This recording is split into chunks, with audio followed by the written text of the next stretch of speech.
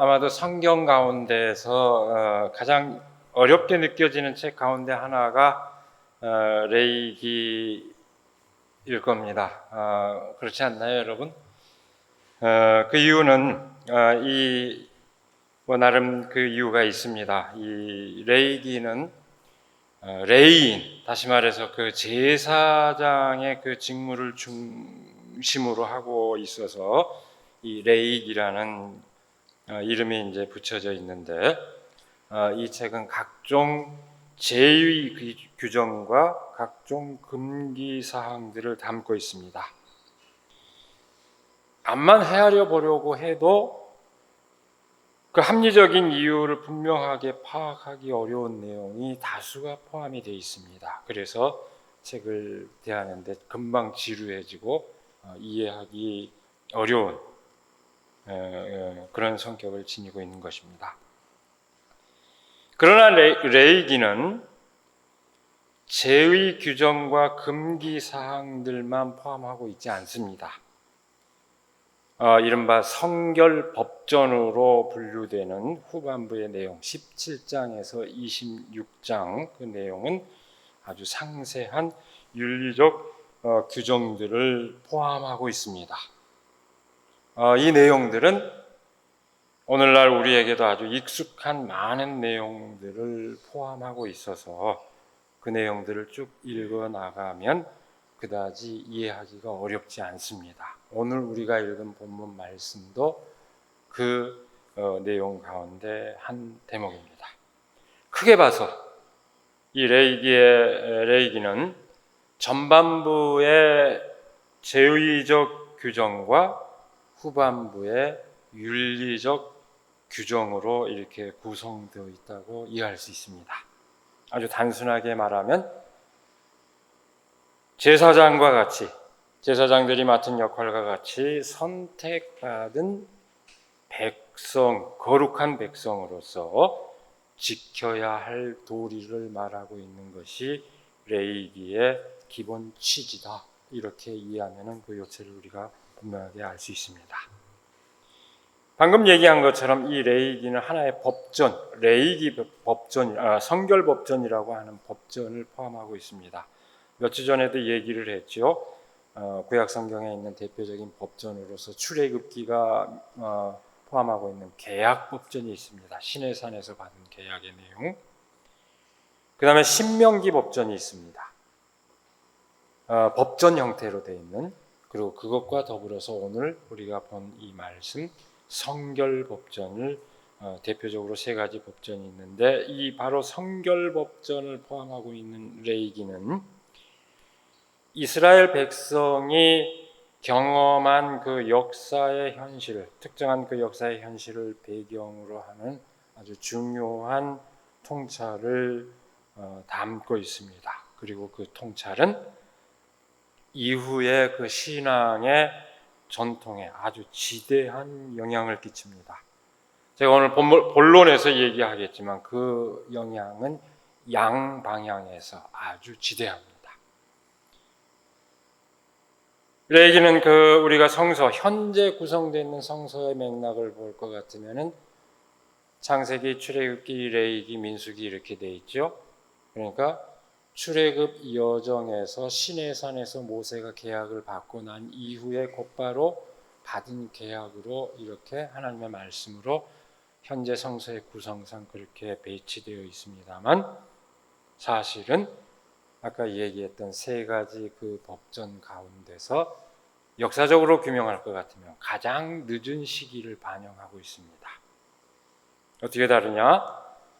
맨 첫 번째 계약법전은 사실은 역사적으로 볼 것 같으면은 가나안 여정을 거쳐서 정착 시대 초기에 불평등이 나타나는 그 상황을 역사적으로는 더 밀접하게 반영하고 있습니다.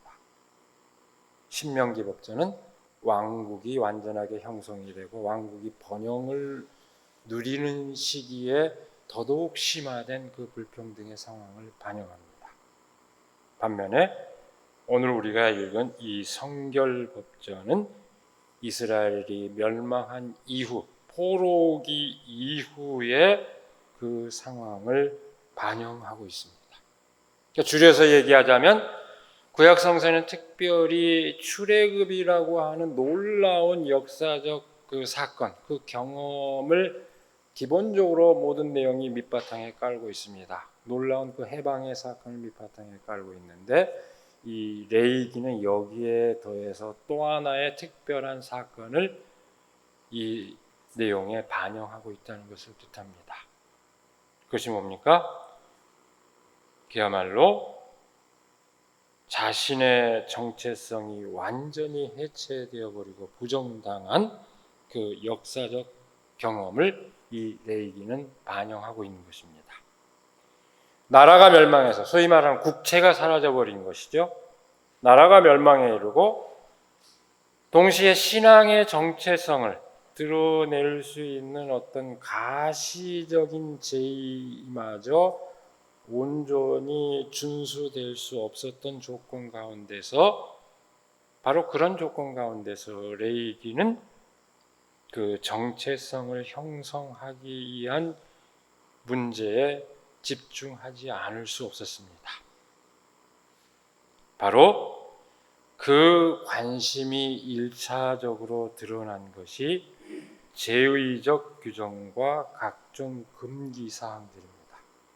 여러분, 제의적 규정은 다시 한번 얘기하지만 참 이 이야기 난해합니다. 우리가 보지도 못했고 뭘 얘기하는지 잘 그러니까 이해도 안 돼서 잘 뭔 내용인지를 잘 모릅니다.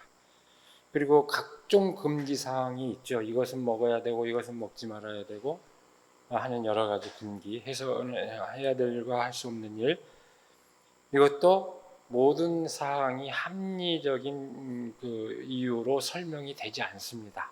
의학적으로 규명하려고 해도 지리적으로 규명하려고 해도 풍토로 여러 가지로 해도 딱딱 떨어지게 합리적으로 다 설명이 되지 않습니다. 가장 대표적인 경우가 돼지고기 먹지 말라.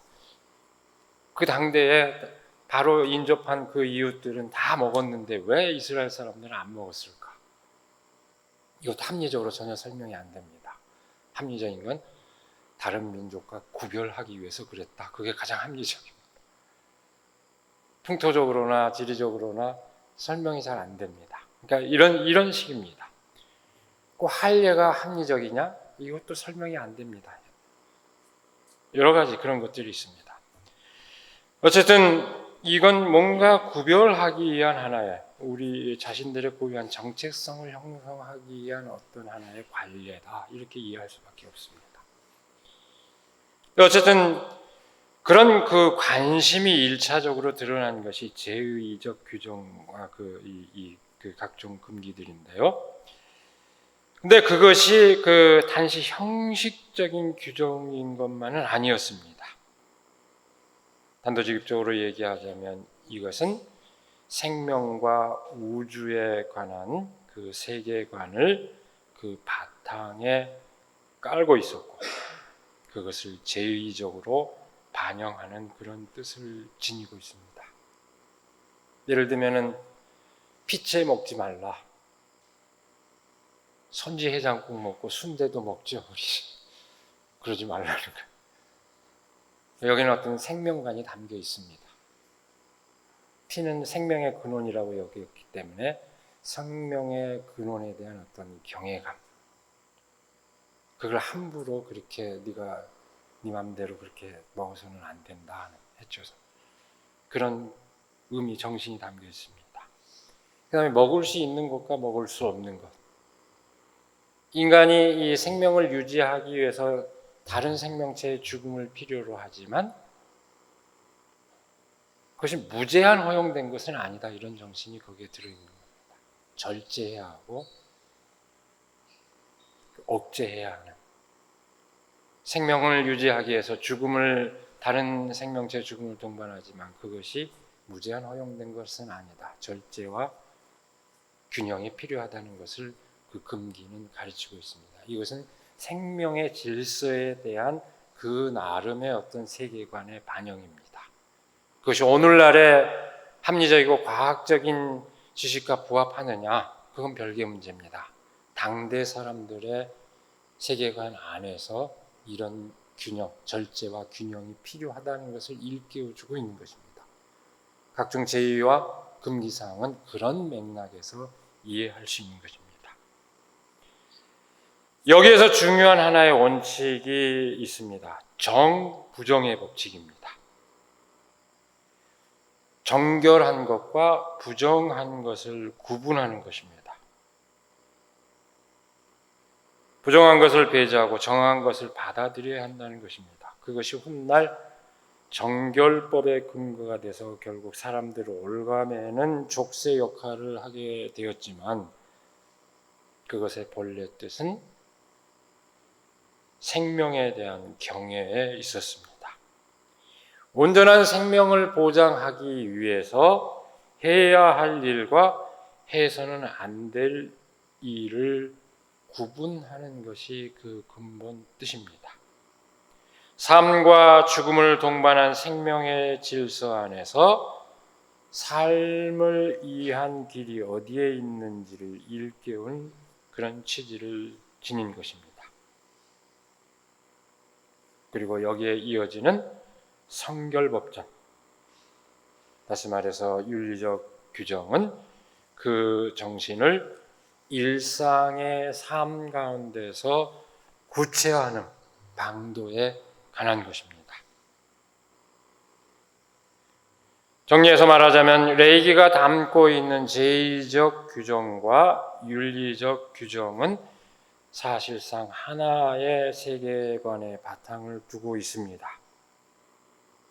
그런데 오늘날 우리가 느끼기에도 보기에도 납득하기 어려운 내용과 납득할 만한 내용으로 구분되는 것처럼 후대 그 역사에서도 그 역사에서 그 영향 또한 두 갈래로 각기 다르게 나눠져서 그 영향을 끼쳤습니다.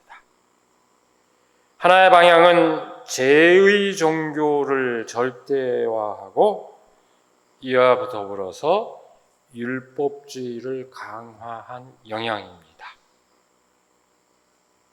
제의 종교를 절대시하는 제사장들과 레인의 전통, 이것이 보여주고 있습니다. 그 영향의 한 방향을. 그리고 사실은 또 다른 한편으로 그 제의 규정을 절대화하는 것과는 조금 다르지만 바리새파 사람들의 율법주의 전통도 이 영향과 무관하지는 않습니다. 이들은 말씀, 곧 율법을 절대화하는 경향을 지녔죠. 이 바리새파 사람들은 제의에 집착하지는 않았습니다. 그런 점에서 제사장의 전통과는 다릅니다만 율법을 절대화했다는 점에서 율법주의를 형성했다는 점에서 비슷한 유사한 그 영향을 아래에 있다고 이렇게 얘기할 수 있습니다. 또 하나의 방향은 이웃사랑의 보편성을 일깨운 가장 핵심적 근거로서 레이기의 역할입니다. 레이기가 그런 역할을 끼쳤다는 것입니다. 단적으로 예를 들까요? 오늘 그 성서 일과에 제시된 여러 병행 본문 가운데 하나입니다만 우리가 너무나 잘 알고 있는 누가복음의 착한 사마리아 사람 이야기, 대개 다 그 내용을 알고 있죠. 한 율법학자가 예수님께 영생의 길을 묻습니다. 그래서 예수님께서는 율법학자에게 말하기를 그것이 성경에 어떻게 기록되어 있느냐고 묻습니다. 율법학자가 뭐라고 답합니까? 내 마음을 다하고 내 목숨을 다하고 내 힘을 다하고 내 뜻을 다하여 주 너의 하나님을 사랑하여라. 신명기의 말씀을 얘기하고 그리고 또 이렇게 기록되어 있습니다. 내 이웃을 내 몸같이 사랑하여라. 오늘 우리가 읽은 레이기의 말씀입니다. 이걸 두 개를 얘기를 합니다. 명답입니다. 그 명답에 예수님께서 뭐라고 합니까? 그대로 하라고 이릅니다. 그러면 된다. 더 이상 얘기할 거 없다. 그대로 해라. 그러면 영생을 누릴 것이다. 얘기합니다. 그러자 율법학자가 묻습니다. 내 이웃이 누굽니까? 율법학자는 아직도 물음이 있습니다. 그러면 내 이웃이 누굽니까? 바로 그 물음에 대한 답이 착한 사마리아 사람 이야기입니다. 그걸 답을 제시합니다. 이 이야기를 잘 환기해 보십시오. 강도 만난 사람을 돌보지 않은 제사장과 레위 사람이 있습니다. 이 레위인의 전통을 이어받은 사람. 왜 강도 만난 사람을 안 돌볼까요? 정결법에 따라서 시체를 만지거나 상처를 만지면 안 됩니다. 제사장이 제의를 드리기에 앞서서 그런 금기를 따른 거예요. 그러니까 그 강도 만난 피를 흘리는 사람을 만나는 순간 그 제의 전통에서 이 제사장은 제의를 행할 수 없게 됩니다. 그 일정 기간이 지나지 않는 한. 그런데 그런 것과 아랑곳 없이 그 사람을 돌본 사마리아 사람이 대비되고 있습니다. 근데 이 이야기는 당대 유대인들의 이웃에 대한 통념을 무너뜨리는 이야기입니다. 사마리아 사람, 이들은 한 부분으로는 전통을 공유하고 있고 혈통을 공유하고 있지만 혼혈이고 잡종이기 때문에 이방인들보다 더 심하게 배척의 대상이 됐던 사람들입니다. 유대인들의 입장에서 볼 때. 어제 우리가 교회 독서 모임에서 팔레스타인 사람들 얘기했지만 공부를 했지만 오늘 관념으로 보면은 팔레스타인 사람들을 배척하는 것과 같은 이스라엘 사람들이 그런 관계입니다. 그런데 이 이야기는 너희들이 가장 배제하고 배타한 질시하는 그 사람이야말로 진정한 이웃이다라고 얘기를 하고 있습니다. 예수님께서는 그런 의미에서 이 이야기는 이웃에 대한 통념을 무너뜨리는 이야기이자 동시에 진정한 의미에서 보편적인 사랑의 종교로서 그리스도교의 탄생에 관한 이야기입니다. 예수님께서 그 핵심적 근거로 삼은 것이 바로 오늘 우리가 읽은 레위기의 말씀입니다. 그리고 그것은 나아가서 원수 사랑에 대한 가르침으로 이어집니다. 이 근거는 사도행전과 이후 사도들의 이야기에서도 계속 되풀이됩니다. 베드로가 한상을 본 얘기가 있죠. 온갖 잡스러운 걸 다 내려주고 먹어라. 뱀도 들어있고 돼지도 들어있을 수 있고 다 먹어라. 뭐라고 그럽니까? 하나님께서 하나님 만드신 것 중에 악한 것은 없다. 이 얘기도 이 정신을 환기합니다. 계속 되풀이됩니다. 그리고 더불어서 이 레이기의 영향에 대해서 또 결정적인 얼마나 중요한지 또 하나 환기하자면 오늘날 하나님 나라의 원형으로 여겨지는 희년의 정신, 그 희년을 말하고 있는 것도 바로 레이기입니다. 희년의 정신은 뭡니까? 모든 것이 원자리로 돌아가야 된다. 요즘 개념으로 얘기하면 사회적 정의와 생태적 정의를 동시에 함축하고 있는 아주 중요한 그 정신입니다. 그것은 오늘날까지도 하나님 나라의 원형으로 간주되는 그런 근거입니다. 그러니까 생명에 대한 경외를 밑바탕으로 하는 이 레위기의 정신은 바로 오늘 보편적 사랑의 종교로서 우리 그리스도교 신앙의 핵심적 근거가 된 것입니다. 오늘 본문 말씀은 바로 그 정신을 일상의 삶 가운데서 구체화한 생활률을 포함하고 있습니다. 제가 편의상 다 읽지 못하고 끊어 읽었지만 이 17장에서 특별히 22장에 이르기까지 계속 이어지고 있는 그런 구체 내용은 그 생활률을 포함하고 있는데요. 오늘 우리가 읽은 이 본문이 포함된 19장 첫머리를 볼 것 같으면 첫머리는 거룩한 백성의 길을 확인해 주고 있습니다. 하나님께서 거룩하시니 그 백성도 거룩해야 한다 하는 그 대전제를 얘기하고 있습니다. 그리고 특별히 이 19장은 전반적으로 10계명의 정신을 함축하면서 그 10계명의 내용보다도 훨씬 더 구체화된 그 성격을 띠고 있습니다. 하나하나 다 음미할 만한 다 중요한 말씀들이지만 오늘 우리가 직접 읽은 본문에 한정해서 그 내용을 잠깐 확인을 해보겠습니다. 13절은 뭡니까? 이웃을 억누르거나 착취해서는 안 된다는 것을 얘기를 하고 있고, 구체적으로 노동자의 임금을 체불해서는 안 된다고 얘기하고 있습니다. 제가 언젠가 불교, 카톨릭 이렇게 우리 개신교 셋이 노동 문제에 관해서 얘기할 때 이 얘기를 했더니 스님이 성경에 임금 체불을 하지 말라는 얘기가 성경에 그런 얘기까지 나옵니까? 나온다고. 요즘 기독교인 사업가들이 이 성경 구절을 주목할까요? 13절은 그런 내용입니다. 14절은 듣지 못한 사람을 저주해서는 안 되고 보지 못하는 사람을 방해해서는 안 된다고 합니다. 어떤 사람의 약점을 이용해서 그 사람을 골탕 먹여서는 안 된다는 얘기입니다. 듣지 못한다고 해서 저주를 못 듣는 줄 아느냐?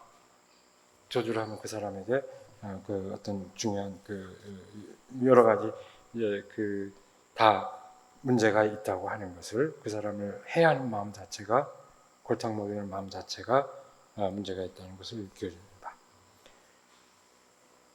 그 다음에 15절은 재판의 공정성을 강조합니다. 요즘 말하는 공정성입니다. 여기 흥미로운 것은 유력한 사람들의 얘기만을 따라서 해서는 안 된다고 하지만 재판을 할 때는 가난한 사람들을 그저 동정해서 재판해서도 안 된다고 얘기를 하고 있습니다. 철저한 어떤 공정성, 재판에 있어서만큼은 그걸 강조하고 있습니다. 16절은 남을 헐뜯는 얘기를 해서는 안 되고 이웃의 생명을 이태롭게 해가면서까지 이익을 보려 해서는 안 된다는 것을 말합니다. 이 각종 산업재해로 죽어가는 사람들, 생명에 이업해 가면서까지 이익을 보려고 해서는 안 된다. 분명하게 얘기합니다. 17절은 동족을 미워해서는 안 되고 이웃의 잘못을 일깨워 바로잡도록 해야 된다고 말합니다. 그리고 18절은 한 백성끼리 앙심을 품고 온수 갚는 일을 해서는 안 된다는 것을 말하면서 덧붙입니다. 너의 이웃을 내 몸처럼 사랑하여라. 그리고 33절, 34절 말씀은 외국인 나그네를 역시 너희 몸같이 사랑하여라. 이렇게 말하고 있습니다. 방금 살짝 얘기했습니다만 오늘날에도 여전히 중요한 의미를 지닐 수 있는 규정의 의미를 하나하나 깊이 음미하고 싶지만 오늘 제한된 시간 안에 그럴 여유는 없기 때문에 특별히 마지막 말씀에 그 의미만 주목하고자 합니다. 너의 이웃을 내 몸처럼 사랑하여라. 이 말을 대하는 순간 우리는 착한 사마리아 사람 이야기에서 율법학자가 던졌던 그 물음을 다시 던지지 않을 수 없습니다. 그러면 내 이웃이 누구입니까? 유대인들에게 특별히 이 물음은 아주 중요했습니다. 그 이웃이 동족의 범위 안에 있는 것인지 아니면 그 범위를 벗어나는 것인지, 이것은 유대인들에게 굉장히 중요한 물음이었습니다. 오랫동안 유대인들에게 그 범위가, 동족의 범위, 특히 선민의 범위를 넘어선다고 생각하는 경우는 아주 드물었습니다. 그 이웃은 동족의 범위 안에 있다고 생각하는 것이 그냥 주류의 지배적인 해석이었습니다. 사실 이웃이라는 말 자체가 그 미묘한 의미를 동시에 함축하고 있습니다. 모르겠습니다. 선생님을 비롯해서 언어학을 하신 분들이 많이 계셔서 제가 문자를 쓰면 안 되는데 그 단어 자체가 어떤지는 모르겠습니다. 우리가 사회적 통념으로 볼 때 이웃은 미묘한 두 가지 모순, 충돌하는 의미를 갖고 있습니다. 한편으로는 이웃 하면은 나와 가까운 사람이라는 의미를 함축하고 있습니다. 그러나 동시에 또 다른 한편으로는 나와는 다른 타인이라는 의미를 함축하고 있습니다. 레위기 본문에도 그 긴장이 서려 있습니다. 똑같이 내 몸과 같이 사랑하라는 그 이웃이 18절의 말씀을 볼 것 같으면 동족의 범위 안에 있는 것처럼 보입니다. 그런데 34절의 말씀을 보면 아주 명시적으로 외국인이라고 되어 있어서 그 범위를 벗어납니다.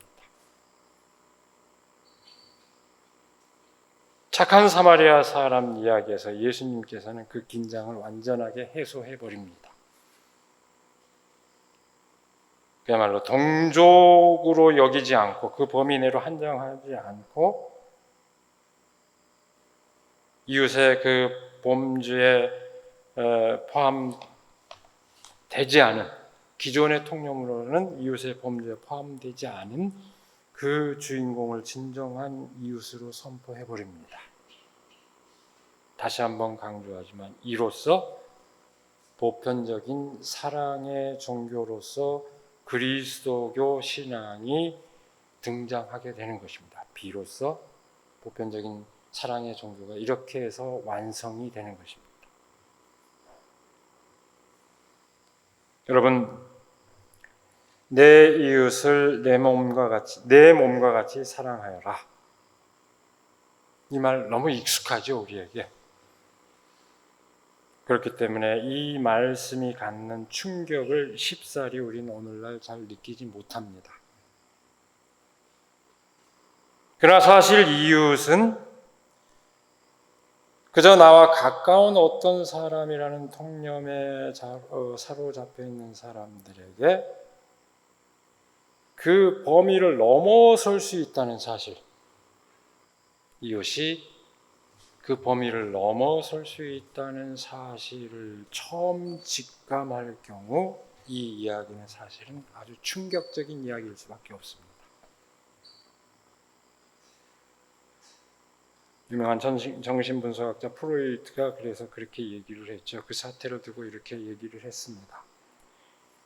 우리가 마치 이러한 요구를 난생 처음 듣는 것처럼 순진하고 소박한 태도로 한번 생각해 봅시다. 그러면 우리는 놀랍거나 당황스러운 느낌을 억누를 수 없을 것입니다. 이렇게 진단했습니다.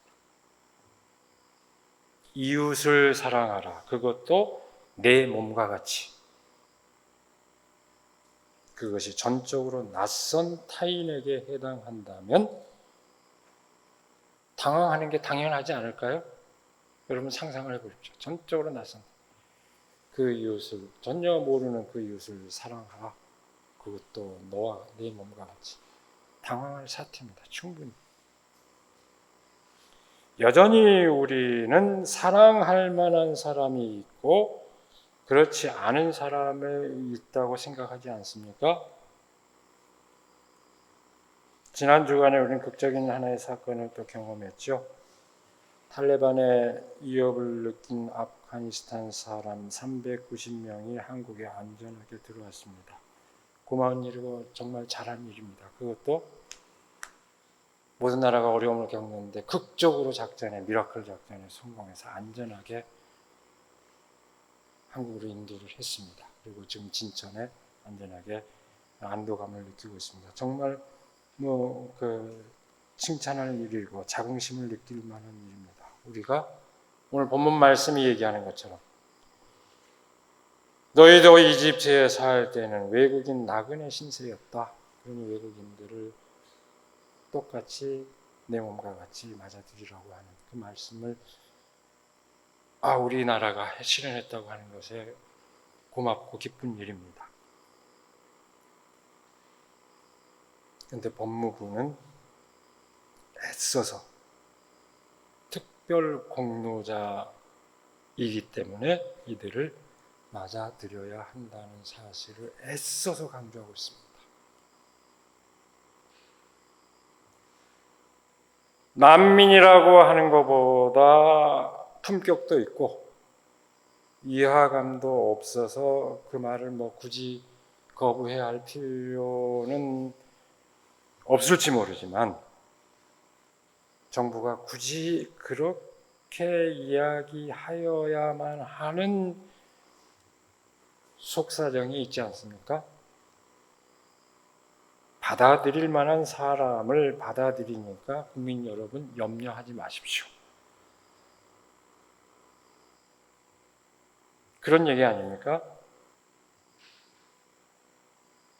다시 말하면 대한민국에 아무런 기여한 바가 없는 사람은 그저 곤경에 처했다는 그 이유 하나만으로는 선뜻 받아들일 수 없다고 생각하는 사람들이 많기 때문입니다. 예멘 난민 500명가량이 제주도에 입국했을 때 얼마나 난리가 났습니까? 우리에게 이런 일을 선한 일을 하지 않은 난민은 외국인은 받지 말자 이런 거 아닙니까? 그런 의식이 여전히 지배하고 있습니다. 그런데 오늘 본문 말씀은 그들도 받아들이라. 사실 그렇게 당혹스러운 사태를 이야기하고 있습니다. 우리에게 숙제를 던지고 있는 것입니다. 낯선 타인을 자신과 똑같이 대하라고 요구하는 것입니다. 한번 상상해 보십시오. 다시 한번. 낯선 타인을 대할 때 우리 마음이 어떨지 1차적으로 다 경계하지 않습니까? 한편으로 경계하지만 그러나 또 경계하는 이유는 뭡니까? 나의 안전을 지키고 싶고 나를 지키고 싶고 내 가족을 지키고 싶고 근데 내 바로 앞에 서 있는 그 낯선 타인도 너하고 똑같다 이걸 생각하라는 거죠. 단순히 공격자이거나 낯선 사람이 아니고 그 사람도 똑같은 심정을 갖고 있다 이렇게 대하라는 얘기입니다. 이거는 우리에게 숙제를 던지는 거죠. 우리를 동요하게 만들고 숙제를 주는 것입니다. 정말로 인간이 인간을 그렇게 낯선 타인을 대할 수 있을까? 이렇게 그 숙제를 심각한 숙제를 우리에게 던지는 것입니다. 근데 여러분, 이 말씀은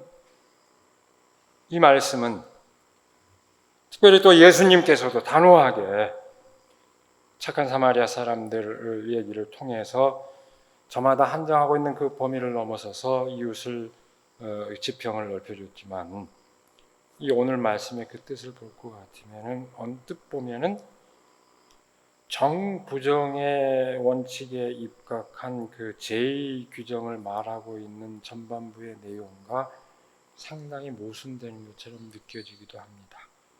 부정한 것, 잡스러운 것과 섞이면 안 된다는 것을 말하는 그 정결법과 이방인이라도 그 이웃을 내 몸과 같이 사랑해야 한다는 얘기는 언뜻 보기에 충돌되는 것처럼 보입니다.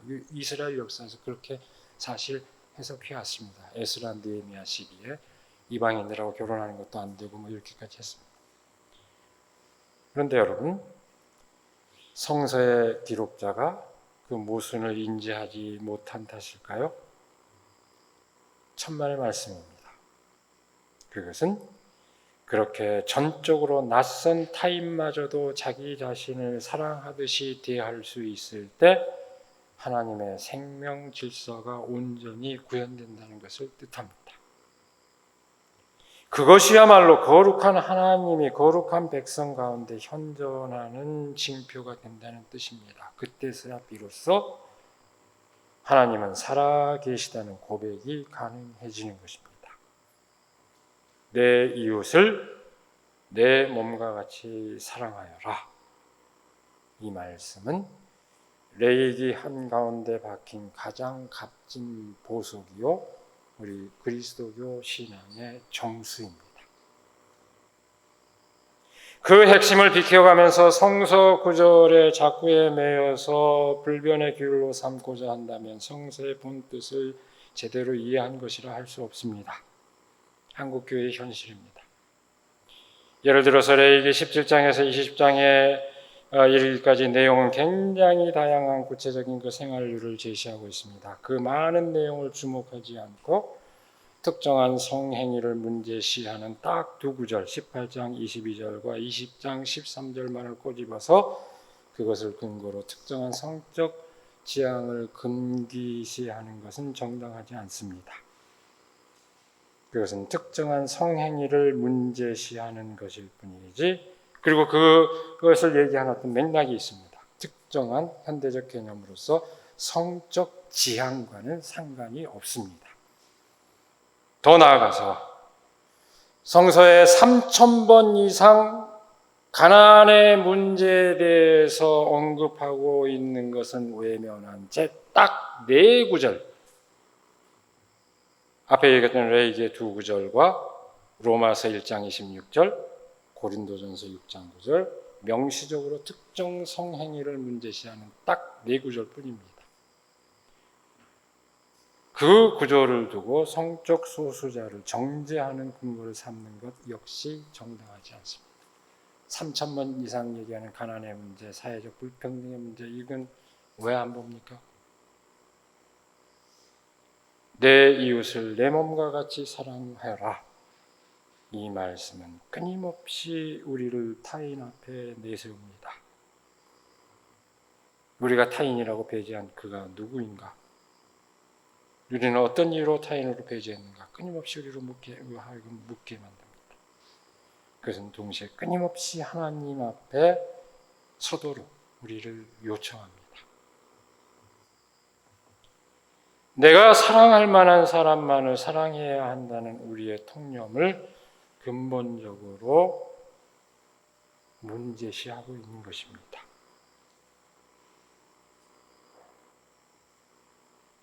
그 요청은 우리의 통념을 넘어서 진정한 생명의 길을 찾으라고 촉구합니다. 추상적인 어떤 것이야. 그 생명의 길이라고 하는 것이 추상적인 어떤 것이 아니라 바로 내 앞에 다가오는 타인의 얼굴, 그 얼굴을 보고 우리가 어떻게 태도를 취할 것인가, 바로 거기에서 생명의 길이 판가름된다는 얘기입니다. 대번에 우리 안에 물음이 계속 솟구칠 겁니다. 여러 가지 사정이 있을 수 있지 않습니까? 받아들일 만한 사람 받아들이고 배제해야 돼요. 그 중에 탈레반이 끼어 있으면 어떻게 합니까? 무조건 받아들여. 우리 다 얘기할 수 있습니다. 물론 그럴 수밖에 없습니다. 현실적인 삶의 조건이.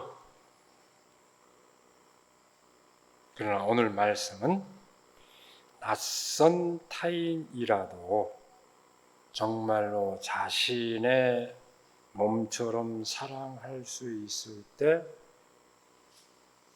비로소 하나님의 그 생명의 질서가 온전히 구현된다는 것을 우리에게 일깨워주고 있습니다.